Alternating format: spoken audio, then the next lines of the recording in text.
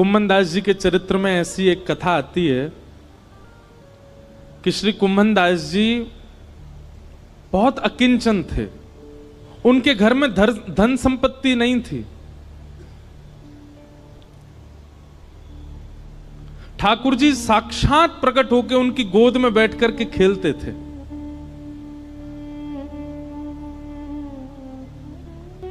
एक दिन ठाकुर जी उनकी गोद में बैठे थे और श्री कुम्भन दास जी तिलक लगा रहे थे। तो कहते हैं कुम्भन दास जी के घर में आरसी भी नहीं थी, शीशा भी नहीं था। कुम्भन दास जी तिलक कैसे लगाते थे? दो उपाय थे कुम्भन दास जी के। कठौते में जल भरते थे, उसमें अपना प्रतिबिंब देखते थे जल के अंदर, और प्रतिबिंब देख के फिर तिलक लगाते थे। या फिर ठाकुर जी किसी दिन खेलते खेलते उनकी गोद में आ जाते और गोद में बैठे बैठे ठाकुर जी बताते, हाँ कुम्भना यहाँ ते सीधो ले चल लगो। अब यहाँ नीचे तो नेक घुमाए दे, अब यहाँ ते नेक ऊपर कर ले, बीच में यहाँ नेक कोने कर, अब यहाँ कर। ठाकुर जी तिलक लगवाते थे कुम्भन दास जी का। कुम्भन दास जी के चरित्र में आता है कि श्री कुम्भन दास जी जब अपने खेत में हल जोतते थे तो ठाकुर जी ऐसे अपनी पीतांबरी में अनाज आदि जो भी होता था वो लेके स्वयं डालते हुए चलते थे कुम्भन दास जी के साथ। पर कुम्भन दास जी ने कभी ठाकुर जी से कोई याचना नहीं की। एक दिन की बात है, कुम्भन दास जी अपने खेत में हल जोत रहे थे, ठाकुर जी पीछे ऐसे उड़ाते हुए चल रहे थे सब बीजों को। इतने में मंदिर का घंटा बजा और जोर जोर से जैसे घंटे बजने लगे तो कुम्भन दास जी ने तुरंत हल छोड़ा, हाथ धोने लगे, पांव में जल डालने लगे, मुख पोंछा और तुरंत मंदिर की ओर भागने लगे। ठाकुर जी बोले, ए कुम्भना कहां जा रहा है? जय जय दर्शन को समय है गयो, मंदिर जा रहा हूं। बोले, तू भी कुम्भना कैसो बावड़ो, मैं तेरे संग यहां खेत में खड़ा हूं, तेरे संग हल जुतवा रहा हूं और तू मंदिर में भाग रहा हूं मेरे दर्शन को। कुम्भन दास जी बोले, जय जय यहां तो आप अपनी इच्छा से आते हो, आज आते हो, कल आओगे कि नहीं इसका कोई प्रमाण थोड़े। और कल मुझसे कोई अपराध हो गया, परसों मुझसे कोई अपराध हो गया तो क्या पता आप मुझसे मिलना ही बंद कर दो। पर मंदिर में तो आपको आचार्यों ने बैठाया, वहां से आप कहीं नहीं जाओगे, इसलिए मंदिर दर्शन में कभी नहीं छोड़ सकता। क्योंकि आप मेरे प्रेम से भले ही यहां आ जाओ, मंदिर में तो आप सदा विराजोगे, इसलिए मैं तो वहीं दर्शन करूंगा। ठाकुर जी संग रहते थे उनके, लेकिन वो फिर भी मंदिर में जाते थे। कभी ठाकुर जी से याचना नहीं करी कि मेरे परिवार को नेक समृद्ध बना दो, मेरे घर पे नेक व्यवस्था करवा दो, कभी नहीं। एक दिन कुम्भन दास जी की गोद में ठाकुर जी बैठे थे तो कुम्भन दास जी की दाढ़ी से खेल रहे थे ठाकुर जी छोटे से। तो ठाकुर जी ने मन में विचार किया, कुम्भन दास के घर में बड़ी दुर्बलता है, मैं कोई राजा के मन को चेताता हूं ताकि वो आधी संपत्ति कुम्भन दास को दे जाए। सो ठाकुर जी एक बड़े बादशाह, एक बड़े राजा के स्वप्न में गए और स्वप्न में जाकर के ठाकुर जी ने आज्ञा कर दी, बोले, तेरी मनवांछित इच्छा जो तू चाह रहा है, तेरे महल में ये काम हो जाए, तेरी पत्नी के एक बालक हो जाए, सब पूर्ण हो जाएगा, लेकिन उसके लिए तुझको एक काम करना पड़ेगा। अपनी इतनी संपत्ति गिरिराज जी लेके जा और श्री गोवर्धन में कुम्भन दास जी हैं, उनको जाके भेंट करके आ। संपत्ति भेंट करने से तेरे काम पूरे हो जाएंगे। ठाकुर जी की आज्ञा मान करके वो राजा कुम्भन दास जी के यहां गया और उस समय कुम्भन दास जी की गोद में ठाकुर जी बैठे थे, खेल रहे थे कुम्भन दास जी के संग। और ठाकुर जी कुम्भन दास जी से कह रहे, कुम्भना। कुम्भन दास जी बोले, हाँ जय जय बोलो।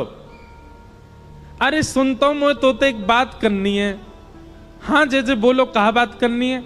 इतना बस कहा ही था, इतने में ही वो राजा कुम्भन दास जी कुटिया में आ गया और राजा के आते ही ठाकुर जी अंतर ध्यान हो गए।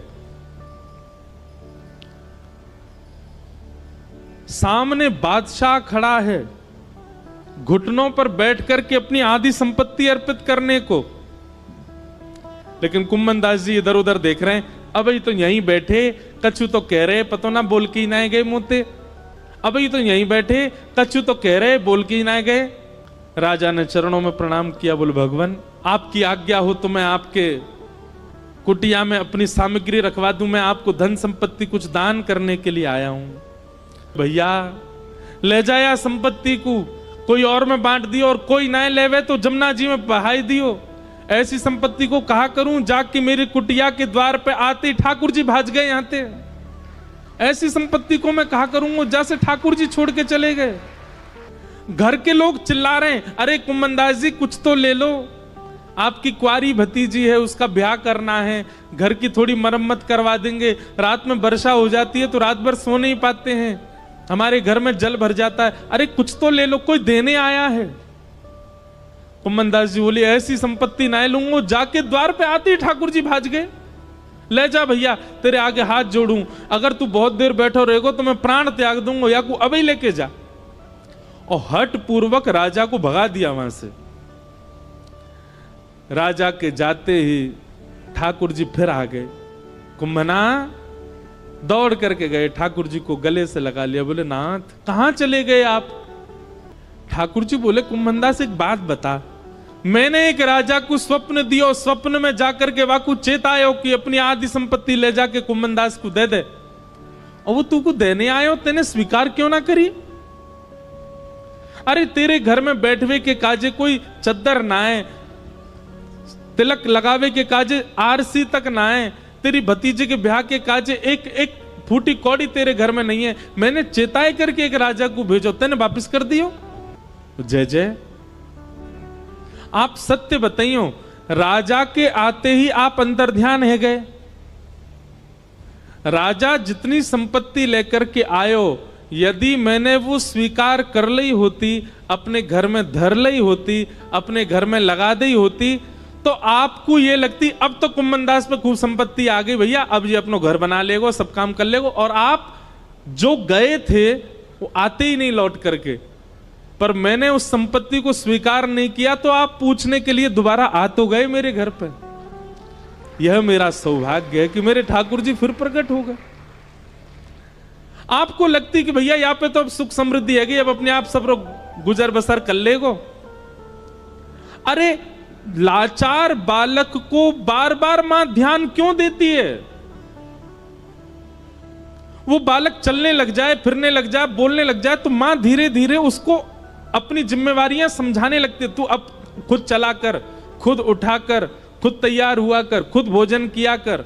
लेकिन वो बालक लाचार ही रहता है, तो लाचार बालक को मां गोद से छोड़ती नहीं। नाथ मुझे केवल एक ही कामना है आपसे कि मुझे कभी संपत्तिवान मत बनाना, मुझे कभी योग्य मत बनाना। क्यों? बोले मैं असंपत्तिवान रहूंगा तो मैं स्वयं को लाचार मानूंगा, और मुझे लाचार जान आप सदा मुझे अपनी गोद में ही रखोगे नाथ, इसलिए मुझे ऐसे ही रहने दो, मुझे योग्यता नहीं चाहिए।